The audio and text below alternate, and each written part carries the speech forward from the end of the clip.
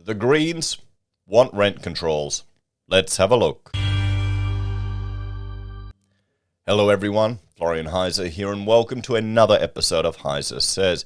Grab your stein of coffee because, well, rents are going nuts. And I'll have another video we'll look at just where families are struggling to get into property.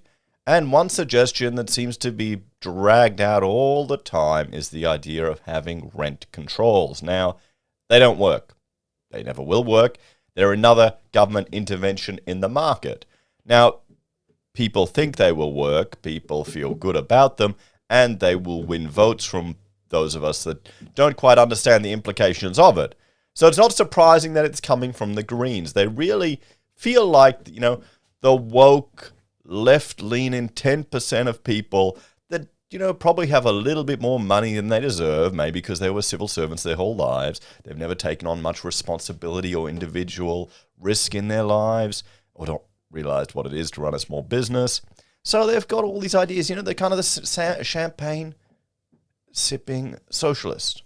So they'll push these policies. And here, let's have a look at this, And this is referring to a, ABC News article about renters spending 10 times as much on housing as petrol. Where's the cost of living relief? And rents in Brisbane are up almost 13%. It's the past 12 months are growing faster than Melbourne and Sydney. The Greens will introduce rent caps to help struggling renters. Now, this is from the same Greens, everyone, here in Brisbane, that also one of their local council members opposed a development out near Ipswich, which would have provided significant numbers of not low cost, but reasonably priced houses, spec homes, that would be a great foot in the door for people getting into the market. Now, everyone's opposed to that because it happens to be close to an indigenously significant area. And of course, the developers had archaeologists. They combed through it. They found any things that would have dealt with it would be fine. It's housing. Cheaper housing for people to get a start in their life. The Greens opposed it. And this is from an inner city councillor where the average cost of a property is $1 million plus. Even probably more than that now because it's gone up. So this is the mentality of this lot. Okay, if you've fallen into the trap that you think the Greens are the good guys, you need to just start pulling apart some of their policies. Because that's what a lot of people don't do. I remember I had a staff member and, one of her friends were going, oh, why aren't you voting for the Greens? They're the good guys. This is back when I had staff. And I'm going, you kidding? Have you looked at anything of what their policies are? None of them make any sense. So let's talk about rent control and what it'll actually mean on the market. Okay, I've got my drawing pad here. Okay, so let's say what we have here, guys, is we'll look at a supply and demand curve, everyone. Just making sure everything's working. You can see it all. Good. Okay, so we've got two curves here. This is a simple representation of a market. Now, what we've got here, say we've got supply of rental properties. These are the evil landlords, boo-ah, what everyone in Australia aspires to be. And here we have the demand for rentals. Okay, this is all the people who are fleeing Victoria, coming up to Queensland, so that means there's more demand for rental properties. Now, in a normal situation, in a normal market, you've got two things. Here's the price that you're paying for rent, and this is the quantity that's available. And normally, the market will reach an equilibrium point here, where X dollars is paid for X quantity of rental properties. Okay, that's how the market determines its price. Now, what's happened now? We've got an increase in demand. So demand has shifted over. Okay. And supply pretty much we'll say has stayed the same. So that means rent is going up. Okay, so now it's X dollars, plus 10, whatever we'll say. This is just to get an understanding of it. So rent's gone up. The Greens are worried.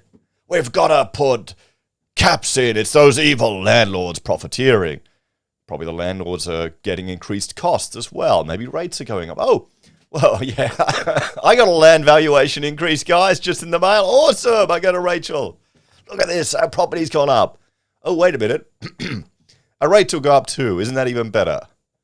So, yeah. Okay, owning property isn't all sunshine and Facebook courses on how to make millions in property, guys. There's cost associated with it.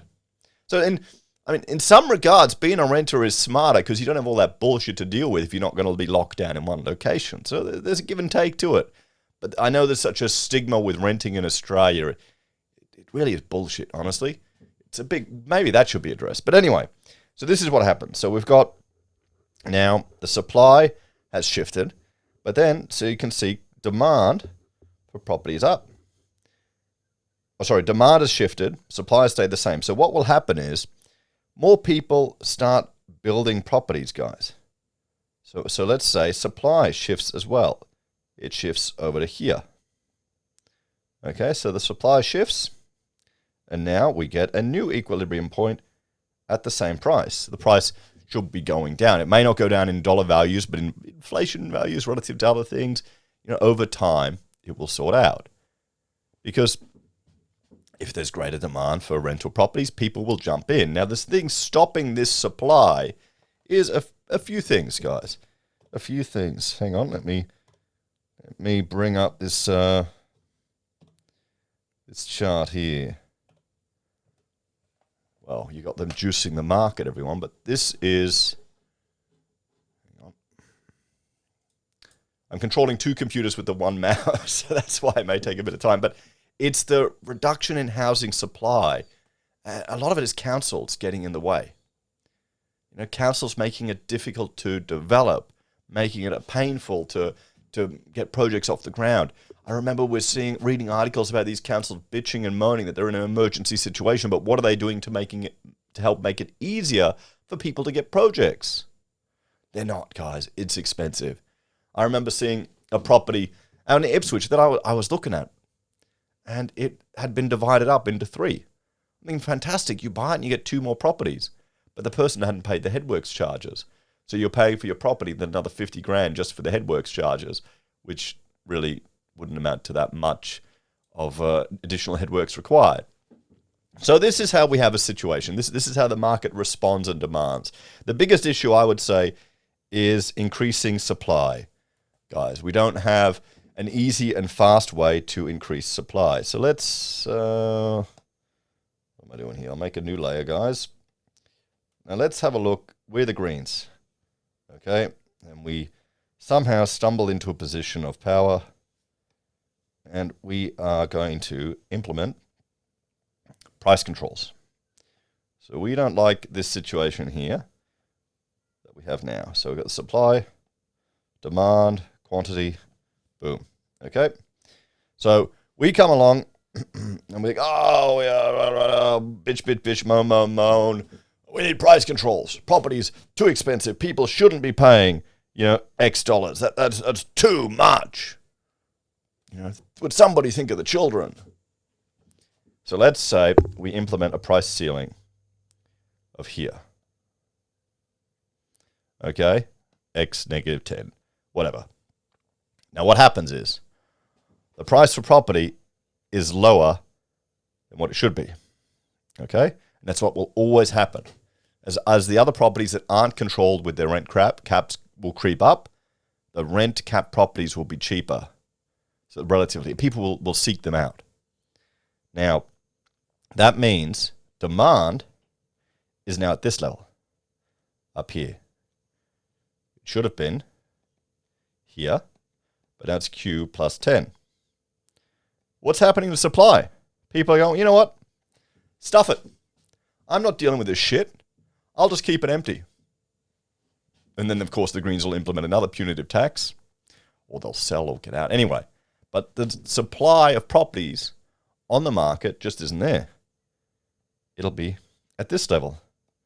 Q negative 10, we'll say. So there's a shortage, everyone. There's a shortage of properties on the market. It hasn't reached equilibrium. Now, you could even set the price cap at the current level, but then demand will still increase over time and supply won't keep up and there'll still be a shortage.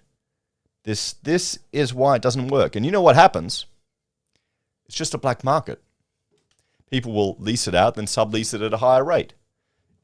Crime will increase with people dodging the system to get around this bullshit proposal.